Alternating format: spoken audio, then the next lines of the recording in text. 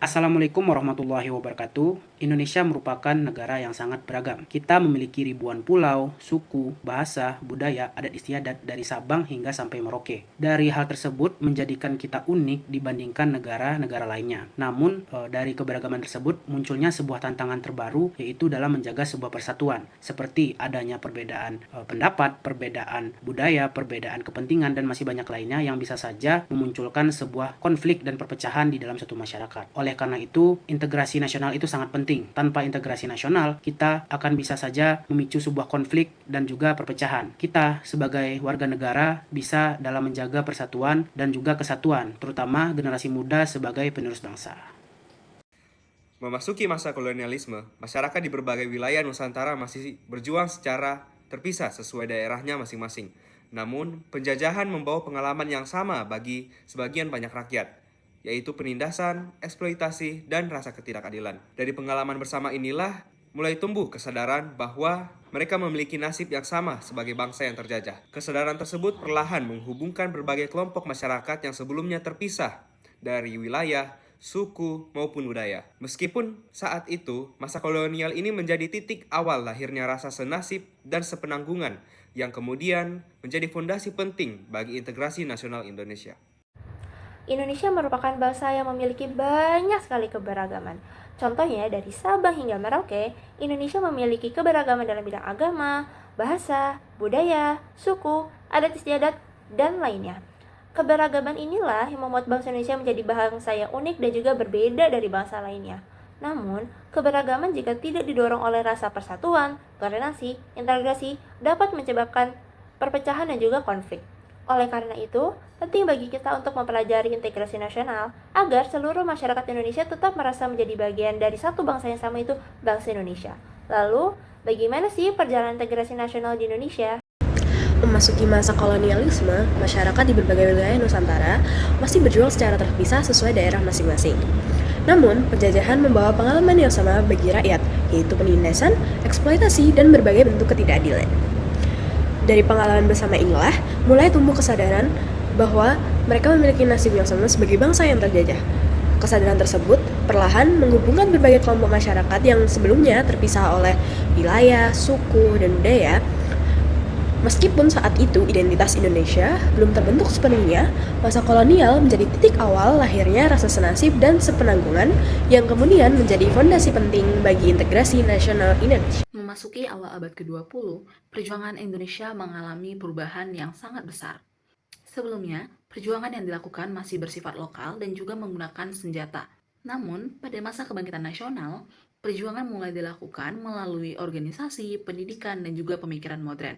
Lahirnya Budi Utomo pada tahun 1908 menjadi tanda munculnya semangat kebangkitan nasional. Masyarakat mulai sadar pentingnya semangat persatuan demi kemajuan bersama. Kesadaran ini semakin diperkuat melalui Sumpah Pemuda pada 28 Oktober 1928. Para pemuda dari berbagai daerah bersatu dan menyatakan satu tanah air, satu bangsa, dan satu bahasa Indonesia. Dari sinilah identitas nasional mulai terbentuk dengan lebih jelas. Teman-teman tahu nggak sih, ternyata di tanggal 17 Agustus 1945 itu bukan cuma sebagai momentum Indonesia merdeka, tapi juga ternyata titik penting dalam perjalanan integrasi nasional di Indonesia. Tapi Indonesia sendiri bukan bangsa yang seragam. Kita itu punya banyak suku, budaya, bahasa, dan kepentingan dari budaya-budaya masing-masing. Nah, dari perbedaan tersebut, sebenarnya kita itu butuh suatu dasar untuk bisa menyatukan perbedaan-perbedaan. That's why adanya Pancasila berperan sebagai penyatu bangsa dan menjadi dasar negara Indonesia. Nilai inilah yang menjadi pedoman agar masyarakat Indonesia bisa hidup bersama-sama di tengah-tengah keberagaman ini. Pada awal kemerdekaan, Indonesia menghadapi berbagai ancaman perpecahan, seperti DITII yang ingin mendirikan negara Islam, RMS yang ingin mendirikan Maluku Selatan, PRRI semesta yang menuntut otonomi daerah, dan gerakan kemerdekaan seperti GAM dan OPM. Untuk menjaga persatuan, tokoh-tokoh besar seperti Ir Soekarno memperkuat nasionalisme dan menetapkan Pancasila sebagai dasar negara. Muhammad Hatta menjalankan diplomasi melalui Perserikatan Bangsa-Bangsa dan Konferensi Meja Bundar, hingga akhirnya Belanda mengakui kedaulatan Indonesia pada tahun 1949.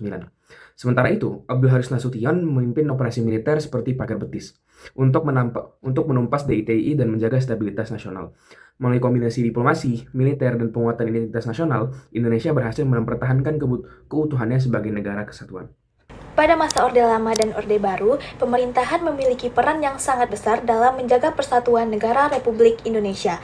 Pada masa itu, integrasi nasional dibangun melalui penerapan nilai-nilai Pancasila, penggunaan simbol-simbol nasional, pendidikan kewarganegaraan, serta program pembangunan di berbagai daerah.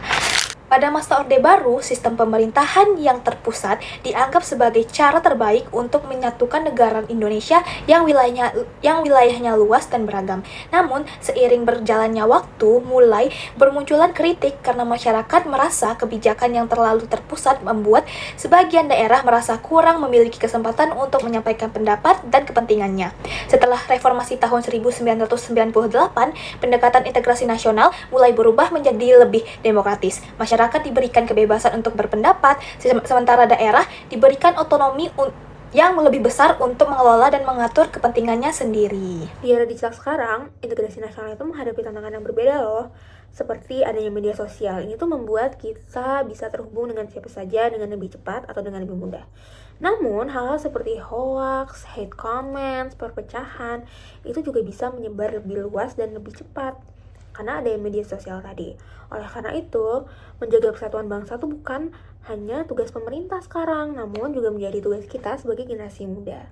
Perjalanan integrasi nasional Indonesia sendiri itu membuktikan bahwa persatuan itu tidak terjadi secara instan, melainkan itu adalah proses sejarah yang sangat amat panjang, mulai dari masa kerajaan, kolonialisme, kebangkitan nasional, hingga era digital saat ini. Maka dengan menghargai perbedaan, menjaga toleransi, dan menggunakan teknologi secara bijak, kita tuh bisa loh merawat Indonesia sebagai bangsa yang bersatu dalam banyaknya keberagaman.